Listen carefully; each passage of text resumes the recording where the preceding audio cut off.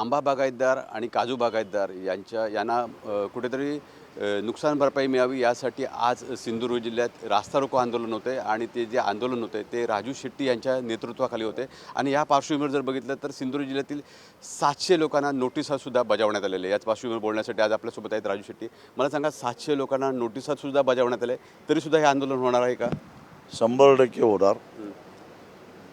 अशा नोटिसांना भीक घालायचं काही कारण नाही।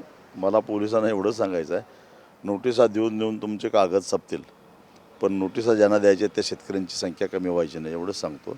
आणि गेले 2 दिवस मी सिंधुदुर्ग जिल्ह्यामध्ये आहे, गावागावामध्ये जाऊन बैठका घेतलेल्या आहेत। पोलिसांची गाडी आमच्या मागं असायची।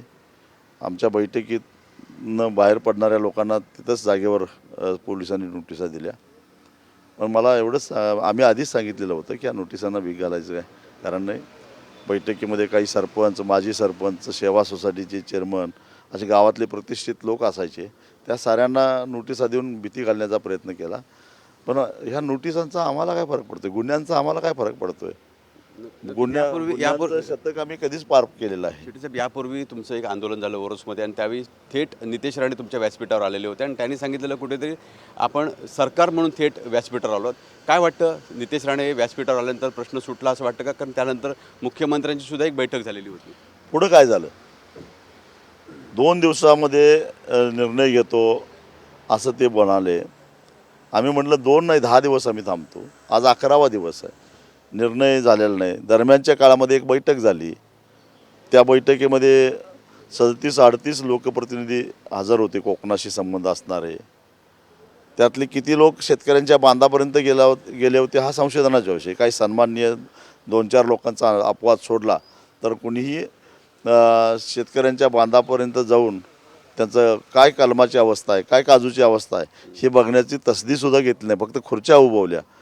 आज मला मान्य आहे की विधिमंडळाचं अधिवेशन चालू असताना सभागृहाबाहेर काही धोरणात्मक निर्णय जाहीर करता येत नाही, पण ती बैठक झाल्यानंतर कॅबिनेटची बैठक झाली, 2 दिवस विधिमंडळाचं कामकाज चाललं, त्याच्यामध्ये घोषणा का केली नाही एवढाच माझा सवाल आहे। बरं, काय मागतोय आम्ही?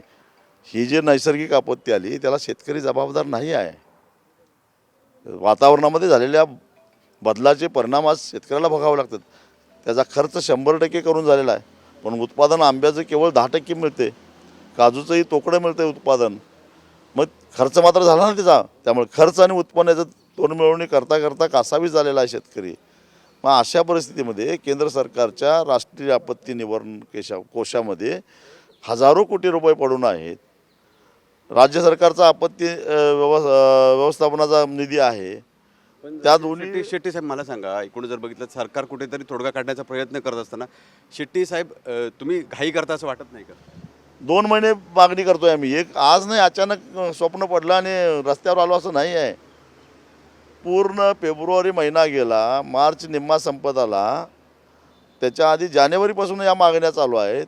शेतकरी सातत्यानं टाहो फोडत आहेत। काय केलं सरकारनं? या प्रश्नाचं उत्तर मिळालं पाहिजे ना। का का का उत्तर दिलं? दुसऱ्या बाजूला तुमच्यावर असा सुद्धा आरोप होतोय की राजू शेट्टी ही आपली संघटना मजबूत करण्याचा प्रयत्न ह्या निमित्ताने करत आहेत। मी आधीच सांगितलं, मला काही इथं कोकणामध्ये येऊन राजकारण करायचं नाही आणि आता कुठलीही निवडणूक 3 वर्षाच्या आत नाही आहे आणि कोण कशाला याच्यामध्ये भाग घेईल? आजचं आंदोलन नेमकं कसं असणार आहे? किती वेळ रास्ता रोको करून ठेवणार? तुमच्या मागण्या काय असणार? आंदोलन किती वेळात मिटेल असं वाटतं तुम्हाला? जोपर्यंत सरकार काही ठाम भूमिका घेत नाही तोपर्यंत आम्ही मागं हटणार नाही। मग तुमच्यावर गुन्हे दाखल झाले, कार्यकर्त्यांवर गुन्हे झाले तरी त्या तुमची तयारी आहे? कोण चिंता करते? मी आत्ताच सांगितलं, गुन्ह्यांचं शतक कधीच पार केलेलं आहे मी। आता द्विशतकाच्या दिशेने आम्ही वाटचाल करतोय।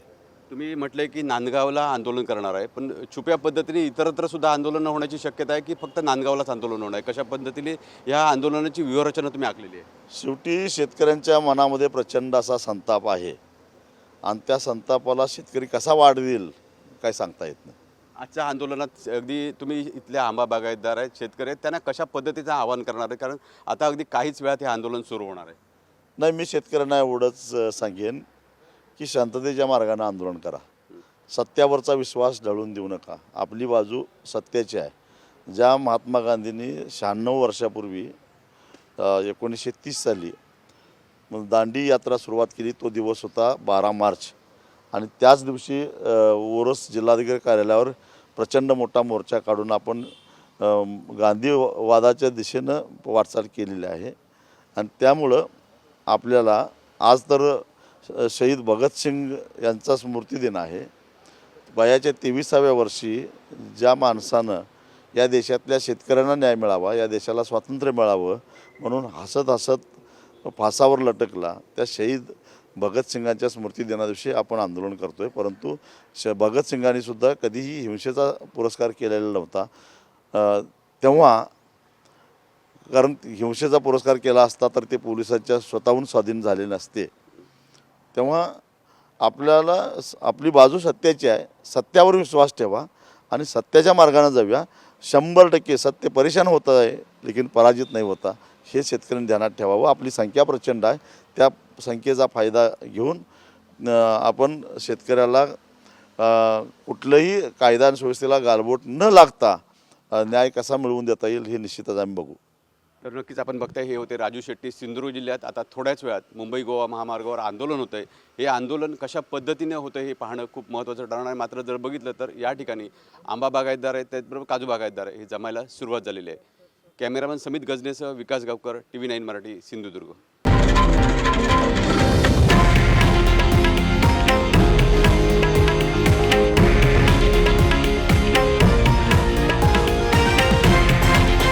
हे आहे देशातील नंबर 1 न्यूज नेटवर्क आणि आपण पाहत आहात TV9 मराठी, एकमेव.